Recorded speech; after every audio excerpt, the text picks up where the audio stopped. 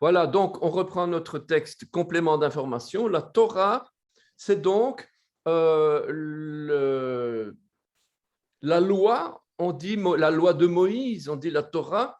Ce mot vient du verbe yara, enseigner, jeter, tirer une flèche, instruire, arroser, viser avec son doigt. Ce mot, souvent traduit par loi, en fait, avec une connotation de légalisme, mais il représente plutôt une direction à suivre indiquée par une flèche qui part vers une certaine cible. Ainsi, nous pouvons dire que les évangiles sont la Torah de Jésus, on pourra dire, puisque c'est exactement la signification de ça. Il y a deux autres mots qui sont utilisés dans la Bible pour parler de loi. C'est chok ici, qui signifie statut, coutume, limite, loi, décret, ordonnance. On a aussi date, ce n'est pas une date pour manger, hein. Date du mot araméen dans le sens c'est loi, décret, droit. Il y en a encore d'autres, comme par exemple mishpat, où on parle plus de juger, de jugement. Une loi, mais aussi un jugement. Mishpatim, d'abord, ça va donner d'ailleurs les juges. Il y a aussi les mitzvot. Les mitzvot, ce sont les ordonnances, les bonnes œuvres, on va dire, hein, un petit peu, les bonnes œuvres pour accomplir, pour obéir. Eh bien, les mitzvot, ça vient de mitzvah, un ordre. Un ordre, Dieu donne un ordre et tu obéis sans comprendre, pas sans comprendre, mais tu dois obéir, c'est une mitzvah, c'est ça. Donc, il n'y a pas que les deux, chok et date. Un autre mot ici, donc Torah. Alors, un autre mot, Bereshit, on l'avait déjà vu ça. Donc, avec le préfixe bet au début, qui veut dire dans, parmi, sur. La racine roche qui va donner Reshit, cette racine donne le sens de tête, dessus, sommet, entrée, bras, principal, front, prémisse. Le plus excellent, parce que les prémices, on dit toujours les prémices des fruits et de tout ce qu'on a, de ce qu'on va récolter, les prémices, c'est ce qui est le meilleur, quoi, hein. Alors, par exemple, le nouvel an juif se dit Rosh Hashanah, la tête de l'année, la tête du changement. Rosh Hashanah, c'est la fête des chauffards aussi, la fête des chauffards, la fête des trompettes, puisque Rosh Hashanah, c'est un autre nom pour Yom Teruah, la fête du son, la fête des trompettes. Si l'on prend les deux premières ou les deux dernières lettres de Bereshit, on forme un mot, Berit. Et Berit, c'est quoi? C'est l'alliance. Une alliance. Donc Dieu parle déjà de faire une alliance avec l'homme. Les deux premières lettres, Bar veut dire le jeune fils de 1 à 7 ans en araméen. Nous trouvons donc dans le premier mot de la Bible que Dieu veut faire une maison, bête, pour le fils, Bar, et que cela se passe par une alliance, Berit. Vous savez que Dieu, tout ce qu'il fait avec nous, avec l'homme, il fait plein de choses, Dieu, mais il y a toujours une alliance dans le sang.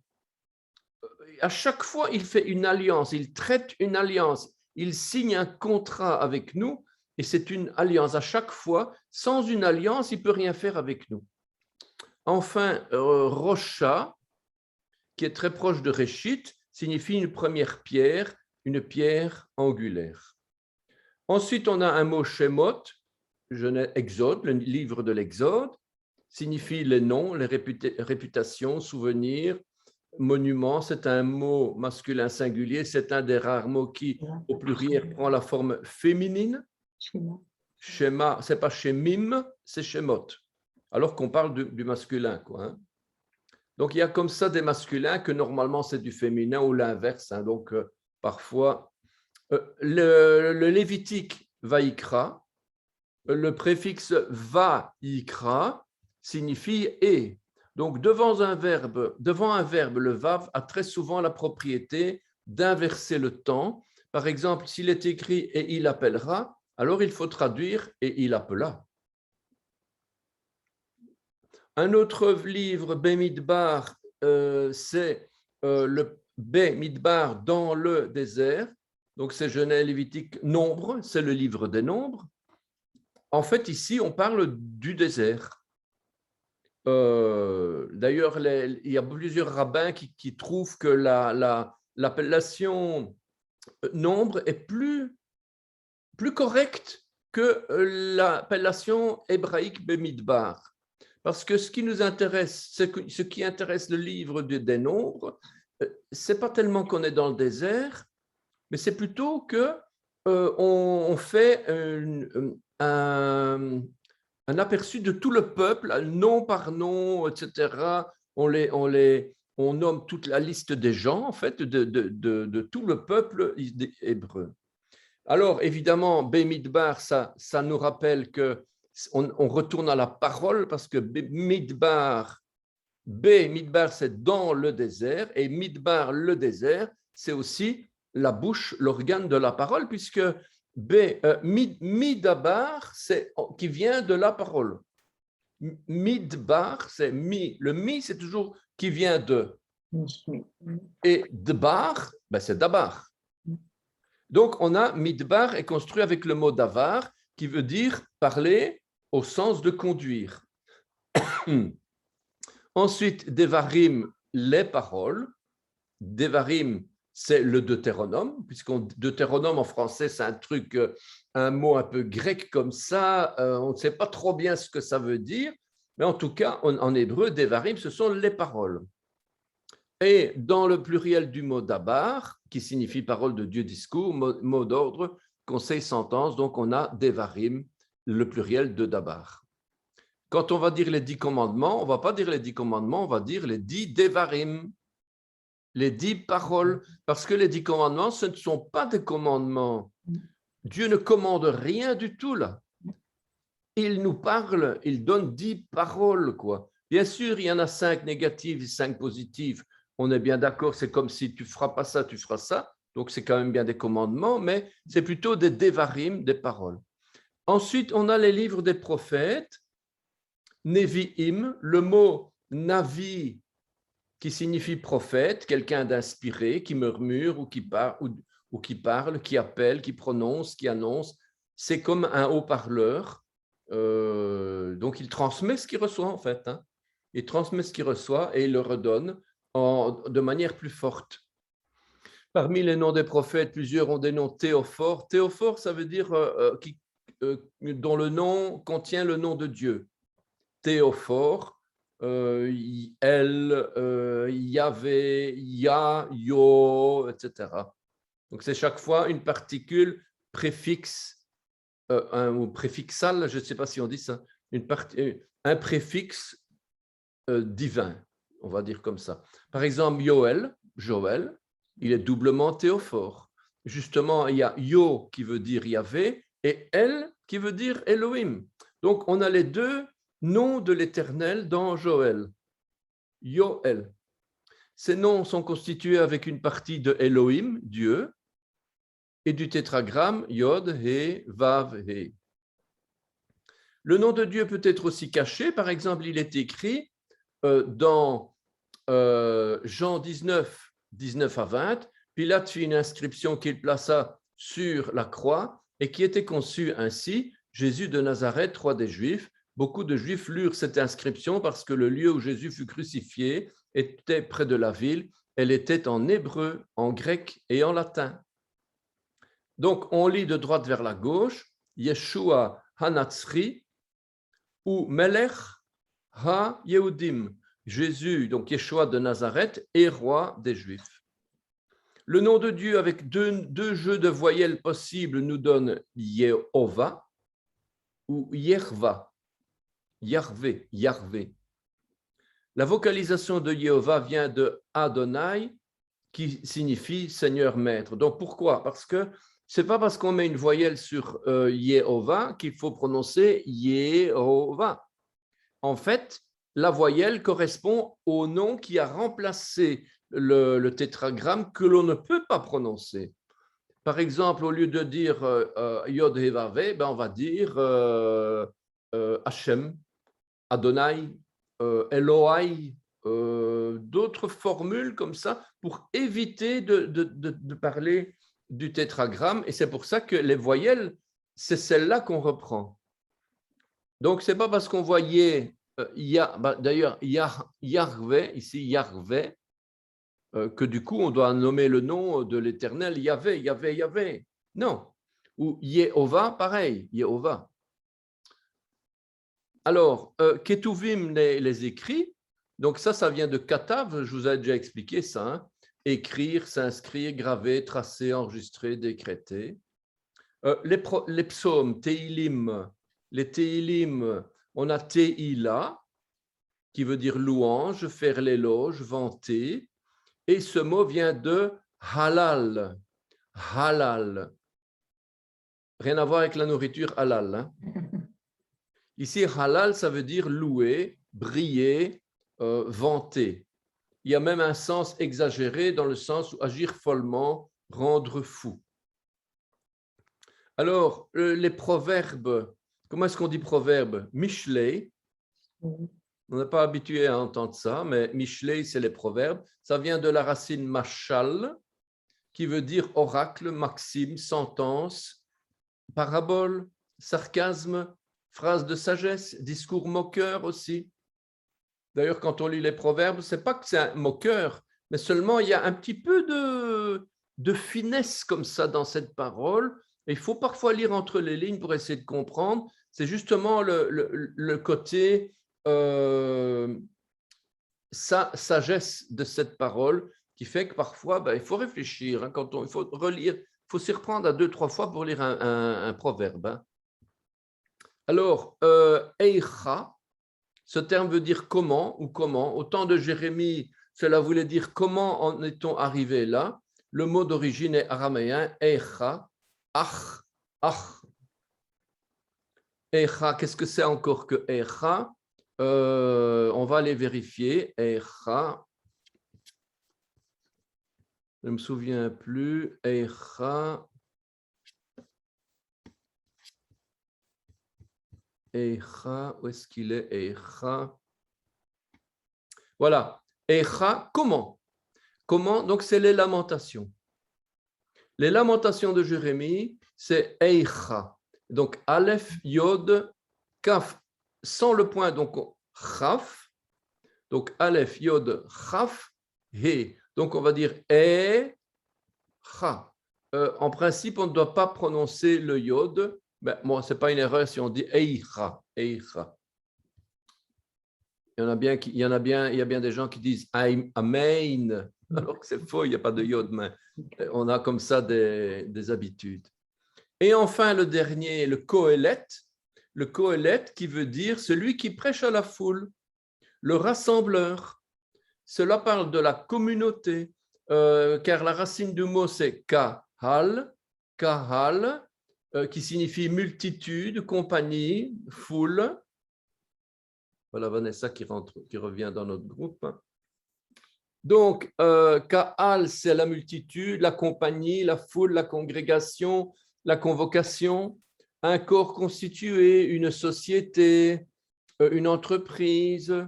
Et ça a donné notre Keila. C'est-à-dire quoi? Une église. Une église, c'est une Keila. Pourquoi? Parce que église, en français, ça vient de ecclésia du grec. Ecclésia, ça vient du grec kohelet. Kohelet. Donc, ce mot ecclésiaste, l'ecclésiaste en français, ça veut dire ecclésia, c'est l'église, quoi. Hein? On n'a pas habitué à faire le lien entre l'ecclésiaste et l'église, pourtant, c'est vraiment ça. Et Keila, et en fait, je dois aussi vous dire qu'il y a une tribu parmi les 12, une tribu, la tribu de Kehat. Non, c'est les Lévites. C'est la tribu de Kehat. Les Kéhatites, c'était le nom qui a donné Kaal Keila. Et c'est la tribu qui s'occupait c'est une tribu lévitique, je pense, ouais, qui s'occupait des instruments du tabernacle. Donc, la Keila, nous sommes la Keila, l'Église, et nous avons comme fonction de nous occuper de l'Église, des instruments de l'Église, des outils, du matériel, spirituellement, évidemment. Ce n'est pas qu'on doit s'occuper de la guitare du frère ou de la sono de l'un, ce n'est pas ça. L'Église, on doit s'occuper on est tous des instruments entre les mains de Dieu, on doit se préoccuper les uns des autres. Et la tribu de Kehat symbolise ça justement, et ça va donner Kaal, Keila, congrégation, assemblée, multitude. Voilà, c'est quand même intéressant, rien que dans les noms des Bibles, les titres des livres de la Bible sont prophétiques. Une autre fois, on reviendra avec les noms pas des titres de la Bible, mais les ancêtres de Adam jusque Noé. Et là, on a aussi un message prophétique qui arrive. Il y a chaque fois des messages prophétiques qui vont nous parler carrément du salut. Le salut et tout ça, quoi. Donc, c'est vraiment magnifique. Voilà, donc ça, c'est une chose. Ce document, je vous l'avais envoyé. Alors, autre chose maintenant. Là, on rentre dans quelque chose de tout nouveau. Je vous en avais déjà parlé, je pense. Mais en tout cas, on va reprendre les choses depuis le début. Je vous donnerai un document PDF. Et ce document s'intitule Racines, les Shorashim. Les Shorashim. Un Shoresh, qu'est-ce que c'est un Shoresh? C'est une racine. Et le fondement, quel est le fondement de la langue hébraïque? C'est la racine, c'est comme l'arbre. Et justement, je vais de nouveau vous casser les oreilles avec ce fameux arbre qui est... c'est important, cet arbre-là. Voilà, on revient de nouveau toujours à cet arbre-là. Alors, on va parler des racines de notre foi. On va parler des morphèmes, des schèmes et des racines, des drôles de noms. Hein. On va parler du verbe katav, d'un mot atzmaout, d'un mot shalom. On va prendre des exemples chaque fois, un katav, atzmaout, shalom. On va parler des strongs. Qu'est-ce que c'est que les strongs? On va parler de la louange messianique. Il y a un chant que je voudrais vous montrer, un chant que nous connaissons d'ailleurs, avec l'hébreu. Quelques notions de botanique. Les racines, l'homme, la femme. Et encore un exemple, c'est la vermine en Égypte. C'est deux, trois exemples que je vous ai donnés comme ça. On ne va pas regarder toutes les racines de la Bible. Il y en a, je ne sais pas combien, donc, mais en tout cas, il y a 4000 racines, à peu près. À peu près, il y a 4000 racines, même plus. Et alors, oui, je termine avec l'unité Echad. Qu'est-ce que c'est que l'unité Echad? Le Echad, vous savez que c'est le 1, l'unité. Mais on va voir qu'il y a deux 1 dans l'hébreu, le Echad et le Yachid. Echad, c'est une unité composée, comme un homme et une femme sont un, ou le peuple, il est un, dans un lien d'amour, voilà. Et on a l'unité Yachid qui est une unité absolue, pas composée mais absolue. C'est comme mon fils unique, je n'en ai qu'un, je n'en ai pas deux, c'est un fils unique, eh bien c'est Yachid. Mais on va y arriver. Alors voilà, donc je pense que je vous avais déjà parlé de ça, mais on revient rapidement dans ce domaine-là. C'est l'arbre avec la silhouette, la cime, le houppier, le tronc, et on a des racines. On va rentrer plus près dans les racines avec, on va agrandir le collet.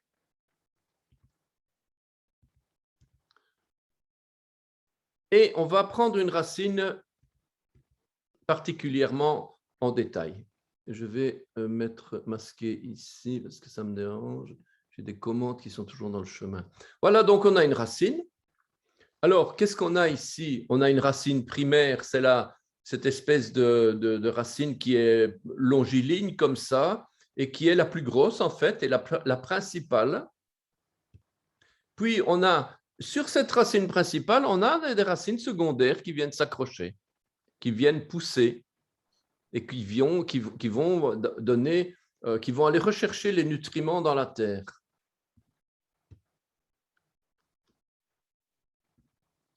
Alors, je prends un exemple. Ici, on a un mot en bleu et un mot et deux préfixes, un préfixe et un suffixe en noir. Donc, on a un préfixe ha, de, va, ri, im. Ha devarim. Ha devarim. La racine, elle est où là-dedans? Ben, elle est là, c'est le dabar. Davar. Parfois je dis davar, parfois je dis dabar. On sait bien que c'est la lettre bête. Hein. Bon, on ne se tourmente pas avec si c'est B ou V. De toute façon, c'est la même lettre, mais parfois on prononce V, parfois on prononce B. Mais, voilà. Mais la racine, c'est dabar. Voilà. Dalet betresh. Qu'est-ce qu'on a là-dedans? On a à droite ce qu'on appelle une préformante ou un préfixe avant la racine. La racine, elle est à votre gauche, donc le préfixe, il est avant, puisqu'on lit de droite vers la gauche. Donc, on va dire que le ha, c'est peut-être un article, probablement un article, on n'en sait rien, hein? Mais en tout cas, c'est un préfixe, c'est une préformante. Puis, vous avez à gauche ce qu'on va appeler une postformante ou un suffixe. Un suffixe, généralement, c'est une seule lettre. Une postformante, c'est un ensemble de lettres, un ensemble de lettres. Et c'est pour ça qu'on va dire postformante. C'est ce qui est après la partie qui est formée. Donc, à gauche, à la fin de la racine. Donc, qu'est-ce qu'on va lire ici? Ha devarim, les paroles. Alors, comment on va appeler la première lettre de la racine ici? On va l'appeler une première radicale. La première radicale de ce mot-là, ce n'est pas le H, ce n'est pas le He, qui est un préfixe, c'est le Dalet. Évidemment, j'ai mis en couleur, donc quand vous verrez un mot comme ça, il n'y a pas de couleur, donc vous ne savez pas deviner comme ça si c'est Davar, la racine. Hein, ici, j'ai pris un mot facile, Davar, mais bon. Donc, première radicale. Dans le cas ici, Davar devient Hadevarim et la première radicale est redoublée. La première radicale, c'est quoi? C'est la lettre Dalet, elle est redoublée. Quand on met un point d'Agesh à l'intérieur, c'est comme si en français, on devrait écrire H-A-D-D-E, 2D, quoi. Hein. Donc, on redouble la lettre Dalet. C'est comme si Hadevarim, Hadevarim. Première radicale, donc.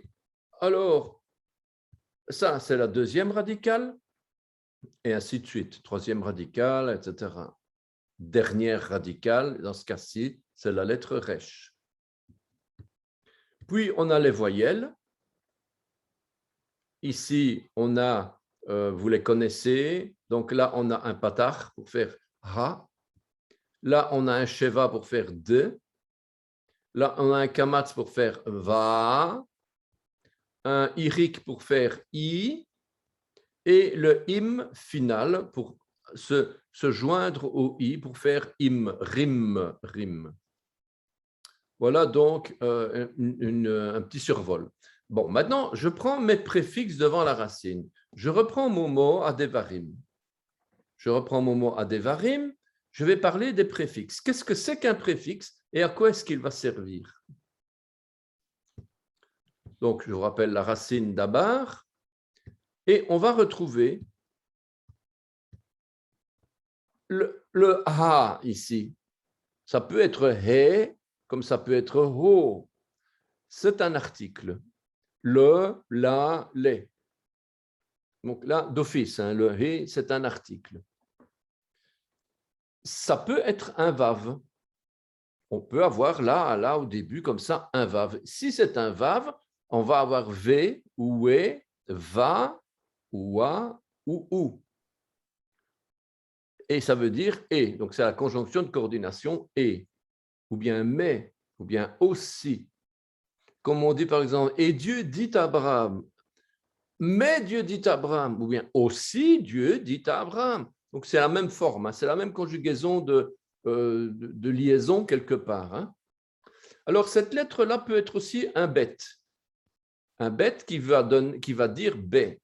Alors on va avoir, évidemment, les voyelles vont changer. Soit c'est B, soit c'est B, soit c'est V, puisque plus rarement, le B peut se prononcer V au début. Généralement, c'est toujours une occlusive avec un B, bi, ba, bo, bu. Mais ici, ça peut éventuellement être, dans certains cas, un V. Eh bien, ici, ça va être dans, par ou avec. Ça peut être aussi un kaf. Je suis toujours avec la première lettre, préfixe. Si c'est un kaf, vous pouvez être certain que ça veut dire comme, ou car, ou d'après, ou selon. Car Dieu a dit, comme Dieu a dit, d'après ce que Dieu a dit, selon ce qui a été dit. Donc ça, c'est la lettre kaf. On peut avoir ke, ki ou ré.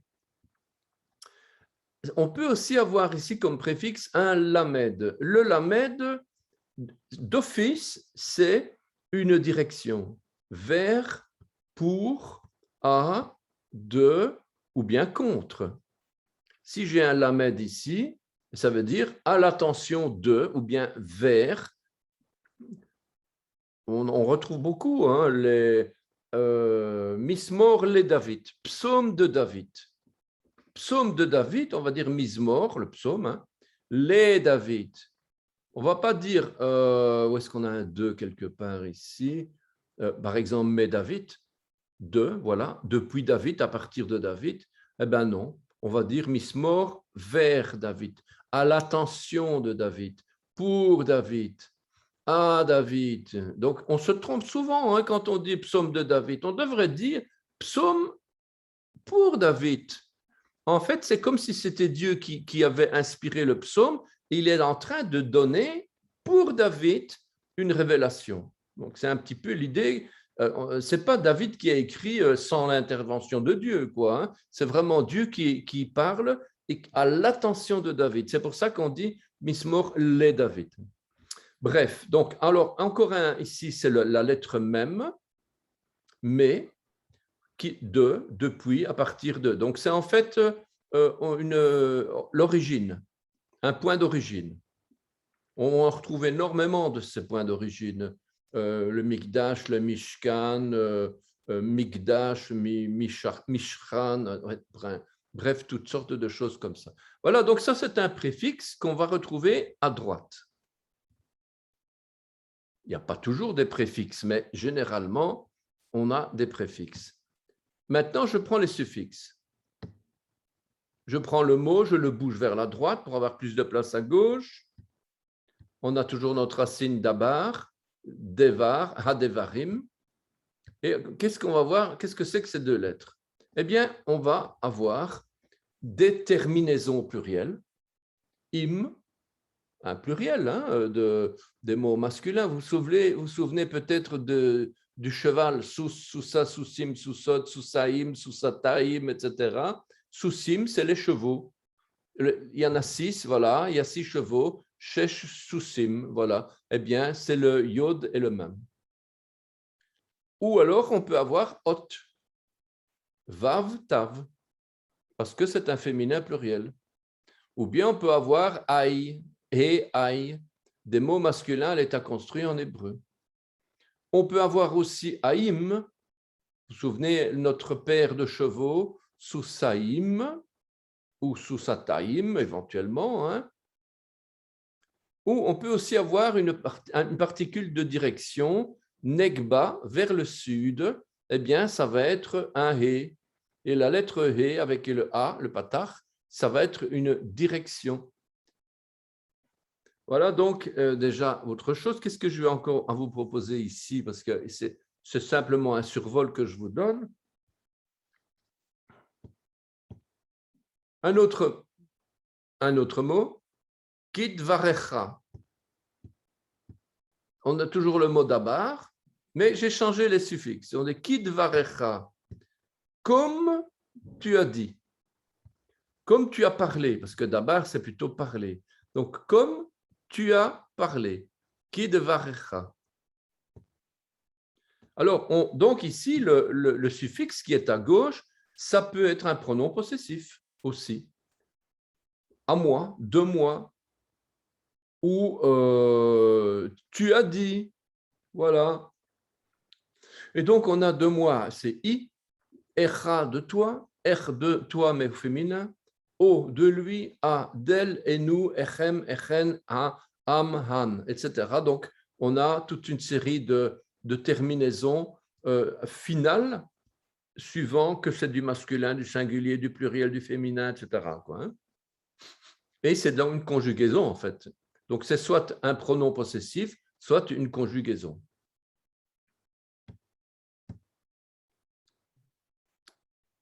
Divrechem, divrechem, vos paroles. J'ai enlevé le kaf au début, donc divers les paroles, la parole, divrechem, les paroles, vos paroles. Chem, c'est vos paroles. Donc, on a ici toujours des pronoms possessifs, aï, echa, aïch, av, eha, ehu, echem, echen, erem, ehen, etc. Donc, vous avez des suffixes composés en fonction de la conjugaison, du type de conjugaison. Alors, rentrons un peu dans la Bible. On va prendre un exemple, deux, trois exemples. Voilà, psaume 1.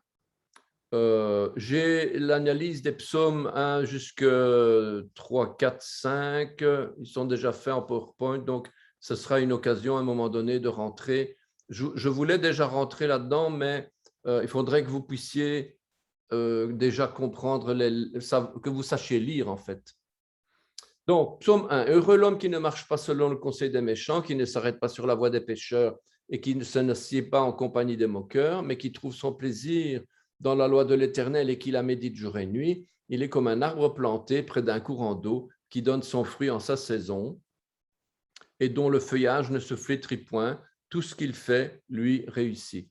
Il n'en est pas ainsi des méchants, ils sont comme la paille et le vent dissipe, que le vent dissipe. C'est pourquoi les méchants ne résistent pas au jour du jugement, ni les pécheurs dans l'assemblée des justes, car l'Éternel connaît la voie des justes et la voie des pécheurs mène à la ruine. Une question qui est souvent posée dans le christianisme, qui est la racine de notre foi? Est-ce que c'est Jésus qui est la racine de notre foi? Si vous regardez, Jésus il dit « Je suis le cep ». Je suis le cep. Nous sommes les sarments. C'est quoi alors la racine? Est-ce que Jésus peut dire qu'il est la racine? Selon Psaume 1, notre foi et notre relation avec Dieu, nous sommes un arbre qui vit près d'un cours d'eau. L'eau de la rivière irrigue par voie souterraine le tronc, les feuilles, les fruits.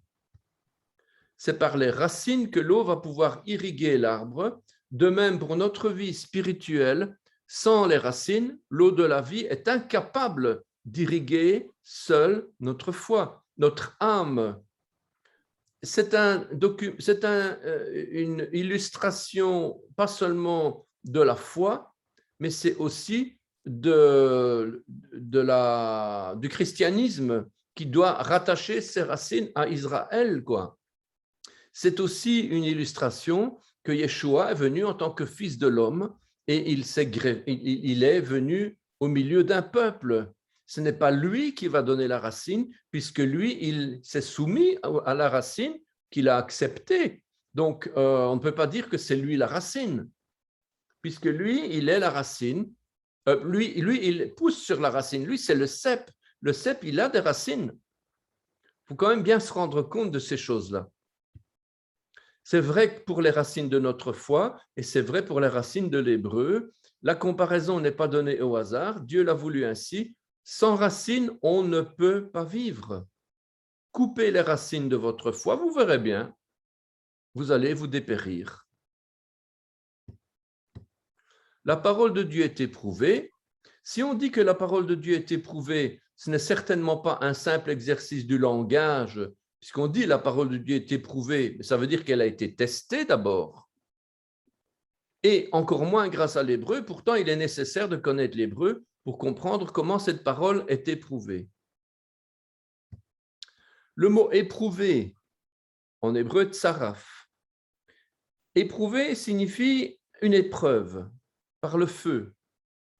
Fondre, raffiner, mettre à l'épreuve, épurer, éprouver, contrôler, raffiner. Ce n'est alors qu'à ce moment-là que cette parole passe par les mains de l'orfèvre divin. Donc, cette parole éprouvée, voilà, tsaraf, hein, c'est le mot tsadé, resh, fait sophite. Donc, une racine primaire pour éprouver, trier, épurer, purifier, passer au creuset, souder, fondre. Ben, voilà, donc on fond les choses avec du feu pour pouvoir le raffiner, pour pouvoir l'épurer, quoi. Hein. Et on voit d'ailleurs contrôler aussi, hein, éprouver la justesse. On doit contrôler. Ce n'est pas que Dieu nous dit, voilà, je vous ai donné ma parole. Ben, il a été vérifié d'abord si ça marchait. C'est comme si je fabrique un outil et que je vais le vendre dans le commerce. Si je ne vais pas vérifier d'abord s'il n'y a pas un problème quelconque, je ne peux pas le vendre. Je dois être certain. Eh bien, Dieu, il a fait ça avec sa parole d'abord. Il l'a éprouvé. Sinon, ça ne voulait rien dire, hein, la parole de Dieu est éprouvée. Ça ne va rien dire du tout alors, hein, s'il n'y a pas vraiment quelque chose où Dieu a testé dans les moindres détails, est-ce que ça allait marcher, entre guillemets marcher, hein, évidemment. Avant d'être distribuée aux hommes, la parole de Dieu a d'abord été testée. Voilà, Psaume 18, 31, les voies de Dieu sont parfaites, la parole de l'Éternel est éprouvée, il est un bouclier pour tous ceux qui se confient en lui. Si le psaume parle d'une épreuve, c'est qu'il y a effectivement matière à examiner si ce qu'elle dit est vrai. Ou est-ce que c'est allégorique? Ou tout simplement faux? Peut-être que le psaume raconte quelque chose de faux. Qui sait? On pourrait dire ça. L'Éternel n'a pas donné au monde une parole qui n'a pas d'abord été testée. D'ailleurs, psaume 19,4 nous dit, là, ce n'est pas un langage, ce ne sont pas des paroles dont le son ne soit point entendu. La parole de Dieu a besoin d'une oreille pour écouter, des yeux pour la lire, une bouche pour la prononcer. Je vérifie l'heure parce que j'ai un cours à 20h30. La parole ne peut rien faire sans oreille, sans yeux, sans bouche. Sinon, elle est morte. Cette parole, elle ne sert à rien. Elle a besoin de nous pour vivre. J'ai pris un exemple de l'espace. On est dans l'espace, on envoie un son. Voilà. Le son étant une onde mécanique, elle a besoin d'un support matériel, soit du gaz, soit du liquide, soit du solide. Sinon, elle ne peut pas être propagée. On n'entend rien dans l'espace. On peut faire exploser une fusée, on ne l'entendra pas, parce qu'il n'y a pas d'obstacle, il n'y a pas de poussière, il n'y a rien là dans l'espace, c'est vide. Par contre, la lumière, elle est une onde lumineuse qui se propage quand même dans le vide. Les racines d'un arbre, donc je reviens avec mes racines, les racines d'un arbre ou d'une plante sont ce qui les maintiennent en vie. Une racine produit des descendants, une progéniture. Dans le cas de l'arbre, ça va donner des branches, des feuilles, des fruits, etc.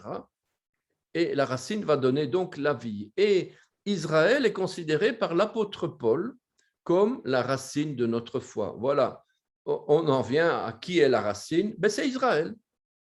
Ça ne plaît pas à tout le monde, évidemment. Pourtant, c'est comme ça. Un arbre fruitier doit porter des fruits. S'il n'en produit pas, il doit être coupé. Un réseau multiple de racines, on va s'apercevoir qu'à partir d'un mot, c'est ça tout le travail de l'étude biblique dans ce cas-ci, c'est à partir d'un mot, on va découvrir plusieurs racines, qu'elles soient primaires, secondaires, tertiaires. Bien sûr, il faut savoir qu'il y a d'abord une racine primaire, puis d'autres racines, comme je l'ai dit. L'humilité, une question de vie ou de mort. Les racines irriguent l'eau. Elles distribuent l'eau dans tout l'arbre. Les racines rabaissent les orgueilleux. Les grands peupliers ont des racines peu profondes. On en a en Belgique hein, des peupliers, on a des grands comme ça. La moindre tempête, il y a plein d'accidents qui se passent, il paraît. Des peupliers qui sont arrachés, il y a des voitures qui sont écrasées, il y a même eu des morts à cause de peupliers, justement, parce qu'ils ont beau être beaux et grands et puissants, ils ont peu de racines et provoquent leur déracinement en cas de tempête violente. Donc, on voit vraiment l'image de l'orgueilleux. Le roseau, par contre, c'est tout le contraire. Il a des racines stables et très profondes.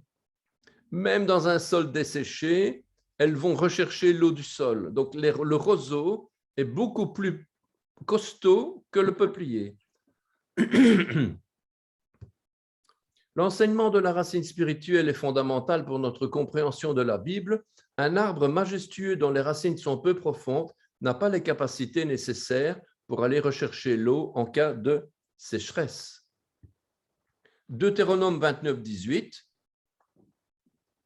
Deutéronome 29, 18, qu'il n'y ait parmi vous ni homme, ni femme, ni famille, ni tribu, dont le cœur se détourne aujourd'hui de l'Éternel notre Dieu pour aller servir les dieux de ces nations-là, qu'il n'y ait point parmi vous de racines qui produisent du poison et de l'absinthe. Voilà. Et la racine peut être quelque chose qui peut être violent dans le sens de transmettre à tout l'arbre un véritable poison. Et c'est ce poison-là dont le psaume 1 nous parle, où on a des méchants.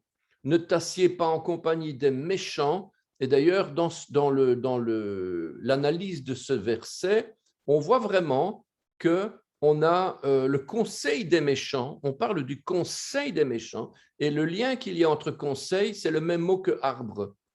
Etza, c'est conseiller, et Etz, c'est l'arbre. Et donc, on voit que l'arbre va transmettre un conseil. Donc, si on suit le conseil des méchants, on est alimenté, on est nourri par les méchants. Va-t'en pour te revenir en arrière, pour devenir quelqu'un de pur. Hein. C'est presque impossible parce qu'on est nourri, littéralement nourri par les méchants. Voilà, c'est terrible. Hein. C'est pour ça que l'humilité, c'est vraiment une question de vie ou de mort, spirituelle, bien sûr. Un autre exemple, celui qui n'a pas de racine en lui-même manque de résistance. Et dès que survient une tribulation, une persécution, à cause de la parole, il y trouve une occasion de chute. La racine sharash, ça c'est le verbe qui va donner le mot racine, déraciner, prendre racine, sharash. On a le verbe et son contraire, remarquez. Prendre racine ou jeter des racines ou être détruit ou être déraciné. Vous voyez que le même verbe va dire les deux choses. Le verbe et son contraire. On a souvent ça en hébreu, mais ça va être le mode de conjugaison qui va nous donner est-ce que c'est un actif ou est-ce que c'est un passif. Est-ce que c'est un verbe qui est donné à l'actif ou est-ce que c'est un verbe qui est donné au passif. Donc, faire ou bien être fait. Hein, vous voyez ce que je veux dire. Je regarde l'heure, 20h17, ouais, on va bientôt terminer. Voilà, j'ai donné quelques versets, on l'enregistre, donc vous le lirez à votre aise, où on parle de la racine, sharash, j'ai vu l'insensé prendre racine, mes rejetons sont déracinés, un feu qui aurait détruit toute ma richesse, ou déraciné toute ma richesse. Donc, chaque fois qu'on parle de racine ici, on parle d'un peuple qui va être enraciné dans sa terre, d'un peuple qui est évidemment Israël, qui va être enraciné dans sa terre et qu'il ne sera pas possible de déraciner. Mais s'il est déraciné, ben c'est qu'il y a une espèce de malédiction. Et voilà, c'est un petit peu l'idée, c'est que nous, quand nous sommes ancrés dans notre foi, en Yeshua, par le sang de Yeshua, nous sommes enracinés dans la foi. Il n'y a personne, il n'y a rien qui peut nous faire ébranler de notre foi parce qu'on a des racines profondes. Les chrétiens, aujourd'hui, ils n'ont pas de racines. Pourquoi est-ce qu'ils tombent comme des mouches de la foi? Mais parce qu'ils ne sont pas enracinés sur la racine de la foi qui est Israël. Ils ne sont pas enracinés sur leur Torah, sur leur Bible. Leur racine, c'est quoi? Ben, leur racine, c'est la Torah entière. Ce n'est pas uniquement le Nouveau Testament. C'est facile de dire je crois en Jésus, il m'a sauvé de tous mes péchés. Seulement, on en reste là. Donc, il y a un manque de racines. Et aujourd'hui, l'Église est en train de scier la branche sur laquelle elle est assise. Et une fois qu'elle a scié la branche, donc Israël, hein, eh ben, il tombe, l'Église tombe, les églises tombent comme des mouches aujourd'hui parce qu'ils n'ont plus de racines en eux-mêmes. Et c'est important, ces choses-là. Voilà, Jacob prendra racine, leur tronc n'a pas la même de racine. Voilà. Ils ne sont même pas plantés, pas même semés, leur tronc n'a pas même de racine. Regardez un petit peu. C'est l'image vraiment de l'Église aujourd'hui. Il n'y a qu'à souffler sur eux, ils se dessèchent, un tourbillon les emporte comme le chaume. Eh bien voilà donc ces églises qui n'ont aucune racine. Oui, des racines d'amertume, ça ils en auront. Hein. Ça certainement ils vont en avoir. Hein. Voilà, donc vous voyez un petit peu l'image de la racine dans la foi, c'est extrêmement important. Voilà, je vais m'arrêter ici parce que là, c'est un autre domaine, c'est les morphèmes, les schèmes, c'est de la théorie. C'est un petit peu lourd, mais c'est important. Il ne faut pas connaître ça par cœur, mais on va donc s'arrêter ici. Voilà. Je ne vais pas vous détruire votre, votre cerveau. Mais non. Voilà. Je vais devoir, malheureusement, on ne va pas pouvoir garder contact pour parler ici parce que j'ai un cours juste après le vôtre. Il y a beaucoup moins de gens que vous, donc ça va être un petit cours de quelques personnes, mais il va peut-être y avoir une ou deux personnes, je ne sais pas, on verra bien. Mais c'est un groupe qui avait commencé avant vous et donc on va...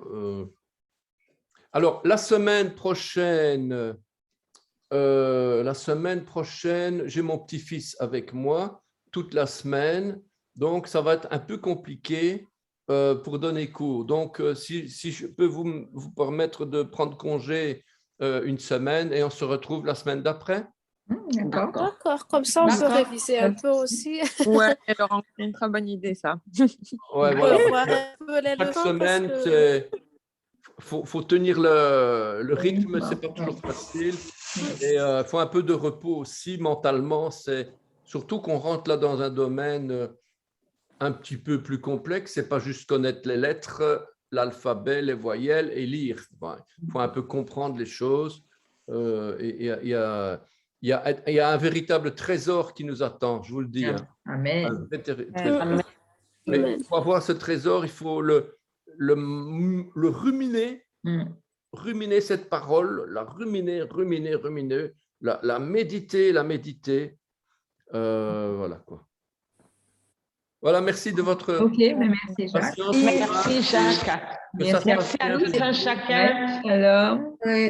Shalom. Salam Julietta, j'aime bien ton Salut Esther, salut. Au revoir Jacques, pour tout à l'heure. Au revoir. Julietta, tout va aller bien. Merci. À vous aussi. Okay. Shalom. Shalom.